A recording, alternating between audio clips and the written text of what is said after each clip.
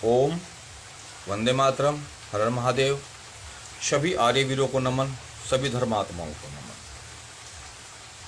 जैसा कि मैंने पोस्ट पर लाइव आने से पहले लिखा है शब्द, क्या हम धार्मिक हैं? इसका उत्तर हमको स्वयं को ढूंढना होगा। ये एक ऐसा चिंतन का विषय है जहां पर हमको देखना होगा कि सही मायनों में धर्म है क्या। धर्म एक जीने की कला, एक अस्तित्व है जो हमारी रक्षा करता है, जिसको धारण करने से हमारी रक्षा होती है, वो धर्म है। उदाहरणार्थ, अगर हम खाना खाते हैं तो खाना खाने से पहले जब हम हाथ धोते हैं तो वो हाथ धोना भी धर्म की संज्ञा में आता है। कहते हैं ना आप कि भाई खाना खा लो, खाना खाने से पहले हाथ धोने चाहिए। इसी प्रकार जो उत्तम उत्तम कार्य हैं वो सभी धर्म हैं। पेड़ लगाना, दया, लेकिन दया के नाम पर एक संज्ञा आ जाती है कि दया करना धर्म है, लेकिन दया किस पर करे? दया धर्म के नाम पर हमको भ्रमित किया जाता है। महात्मा गांधी जैसे लोग चरखा चलाने वाले धर्म के नाम पर दया का एक चैप्टर दिखाते हैं और कहते हैं कि मनुष्य को सबसे बड़ा धर्म दया करना है। मुझे बताइए कि अगर बिच्छू डंक मारने आ रहा है तो आप उसका वध करेंगे या उस पर दया करेंगे? क्षमा धर्म है। मैं मानता हूं कि क्षमा धर्म है, लेकिन क्षमा किसे करे? मोहम्मद गोरी को कि 16 बार क्षमा किया गया, क्या वो धर्म की संज्ञा में आता है? तो दया करना, क्षमा करना दोनों ही धर्म की संज्ञा में तो हैं, लेकिन यह भी तो हमें जानना आवश्यक है कि दया किस पर करनी चाहिए और क्षमा किसको करना चाहिए। उसका भी तो एक मापदंड होना चाहिए। सबको तो क्षमा नहीं किया जा सकता और सबको पर दया नहीं की जा सकती। महत्वपूर्ण यह है कि हमको सर्वप्रथम यह पहचानना होगा कि कौन किस लायक है, कौन किस अधिकार का पात्र है। और ये हमको सिखाती है हमारी रामायण, हमारी महाभारत। मैं आपको एक छोटी सी बात बताता हूं। रामायण में जब विभीषण लंका से रावण निकाल देता है विभीषण को, तो वो राम के पास आते हैं और जब राम मंच पे अपने बैठे रहते हैं सुग्रीव, हनुमान, लक्ष्मण के साथ, तो उनके पास एक सैनिक सूचना लेकर आता है कि विभीषण आपसे मिलना चाहते हैं। तो वहां पर शंका उत्पन्न होने लगती है कि विभीषण हमसे क्यों मिलना चाहता है, किस लिए आया है? कहीं वो हमारे राज लेने के लिए तो नहीं आया? विभिन्न शंकाएं उत्पन्न होती हैं। सुग्रीव कहता है कि हो सकता है ये अपने भाई से लड़ने का एक षड्यंत्र हो और वो हमसे राज लेने आया हो। सब अपने अपने मत देते हैं। वहां पर हनुमान जी का एक मत है कि आपने जिस प्रकार बाली का वध कर सुग्रीव को राज्य दिया, उसी प्रकार विभीषण को समझ आ गया होगा कि रावण का अंत तो निश्चित है और राम स्वयं राज्य नहीं रखेंगे, और वैसे भी वो रावण के द्वारा निकाला गया है, वे इसीलिए वो आपके पास आया हो सकता है कि आपकी शरण में आकर उसको लंका का राज्य मिल जाए, और वो इस उद्देश्य से भी आया होगा। रावण विभीषण को बुलाया जाता है और विभीषण को बुलाने के बाद राम कहते कि आइए लंकापति विभीषण, आपका स्वागत है। और लक्ष्मण से कहते कि हे भ्राता लक्ष्मण, जाइए समुद्र के जल से इनका राज तिलक करिए। अब आप देखिए कि इस वार्ता में आपको क्या दिखाई दे रहा है। इस वार्ता में दिखाई दे रहा है कि जब विभीषण राम जी के पास आता है तो राम जी उसको लंकापति रावण और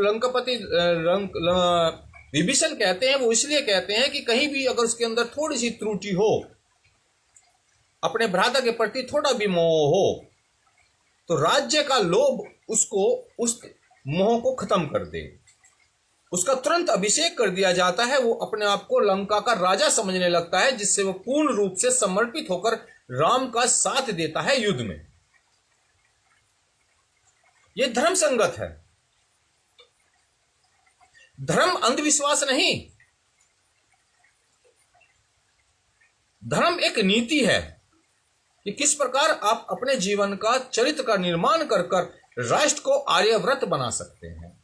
इसलिए ऋग्वेद के प्रथम उसमें लिखा है कि हे आर्य, तू अग्नि वायु जल की साधना कर, अर्थात इनके गुण धर्मों का ज्ञान ले और उत्तम उत्तम शस्त्र अस्त्र और यान बनाकर देश विदेश गमन कर, दुष्टों का अंत कर और आर्यव्रत पृथ्वी को बना,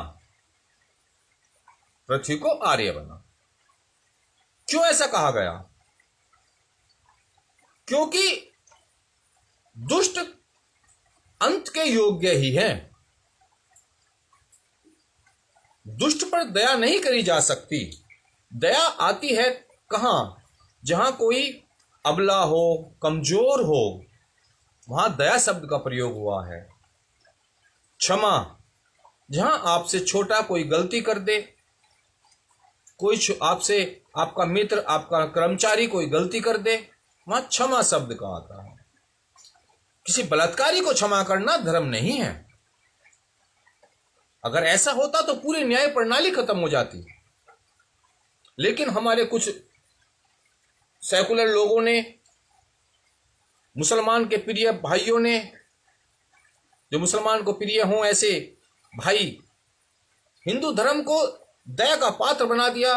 हमारे कुछ पुजारी, हमारे कुछ महात्माओं ने दया का पात्र बना दिया, जिससे हम लोग अपने धर्म को भूलकर अपने स्वार्थ सिद्धियों में लग गए। दया के नाम पर अपनी गर्दनें कटाते रहे, हमने अपने शस्त्र छोड़ दिए। अगर शस्त्र हमारे पास ना होते तो हमारे राम के हाथ में धनुष, कृष्ण के हाथ में सुदर्शन चक्र, परशुराम के हाथ में फरसा, शंकर के हाथ में, शिव शंकर के हाथ में त्रिशूल, दुर्गा के हाथ में तलवार क्यों होती? क्यों हमारे इष्ट देवताओं के हाथ में हथियार हैं? अगर दया ही धर्म है तो उन्होंने हथियार क्यों धारण किया हुआ है? एक बहुत महत्वपूर्ण विषय है, आपको चिंतन करना चाहिए कि आपको कहीं धर्म के नाम पर विचलित तो नहीं किया जा रहा, कहीं आप धर्म के नाम पर ठगे तो नहीं जा रहे, कहीं आपके आसपास का महात्मा, आपका आसपास का सेकुलर संत आपको यह तो नहीं सिखा रहा कि नहीं दया करो, क्षमा करो, कीड़ी बिच्छू को मत मारो, इसको ऐसे छोड़ दो। अगर ऐसा कर रहा है तो आपके विनाश का कारण है। धर्म आपकी रक्षा करता है जब आप धर्म की रक्षा करते हैं। आप स्वयं समझिए कि आप कितने धार्मिक हैं। मुसलमान 5 टाइम की नमाज पढ़ता है, नियम पर पाबंद है। आप क्या प्रतिदिन प्रातःकाल साधना करते हैं, यज्ञ करते हैं? अपने निकटतम मंदिर, आश्रम में निकटतम जाकर आप रोज प्रतिदिन नियम से कोई कार्य करते हैं? नहीं करते। किसी चीज का संकल्प लेना ही आपको बहुत विपत्तियों से बचा देता है। मुसलमान इसलिए कामयाब है क्योंकि उनका 5 टाइम का नमाज पढ़ना या 1 टाइम का भी उनका नमाज पढ़ना संकल्पबद्ध है। हिंदू इसलिए कमजोर है क्योंकि वो कभी भी एक संकल्प पूरा नहीं उतरता। उसके लिए मंगल को हनुमान, सोमवार को शिव, नवरात्रों में दुर्गा, वो भी 10-10 9 देवी अलग अलग दिन। किसको मानेगा हिंदू? कहां बचा उसका धर्म?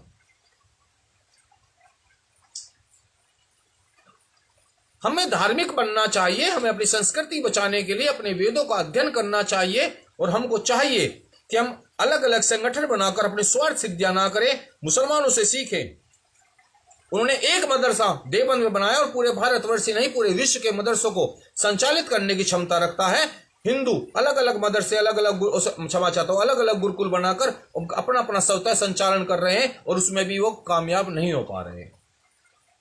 बचपन में एक कहानी सुनी थी कि एक डंडी को ऐसे पकड़िए और तोड़ दीजिए, 10 डंडियों को ऐसे पकड़िए, गठर बनाइए, आप नहीं तोड़ पाएंगे। सब इस कहानी को जानते हैं, लेकिन क्या अपने जीवन चरित्र में उसका धारण करते हैं?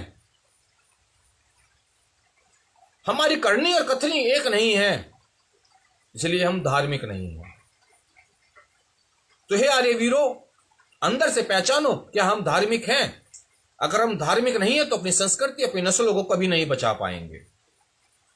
इसके साथ मैं आप सबको नमन करता हूं और आशा करता हूं कि आप लोग धार्मिक बनेंगे, अपनी संस्कृति, अपनी नस्लों को बचाने के लिए कुरुक्षेत्र में अपना अपना कर्तव्य का निर्वहन करेंगे, क्योंकि धर्महीन व्यक्ति कभी युद्ध नहीं लड़ सकता और ना ही जीत सकता। धर्म मनुष्य के जीवन का चरित्र है, धर्म ही इस युद्ध में आपकी ताकत है। तो धार्मिक बने और धर्म युद्ध को विजय प्राप्त करें। ओम वंदे मातरम, नमो नारायण।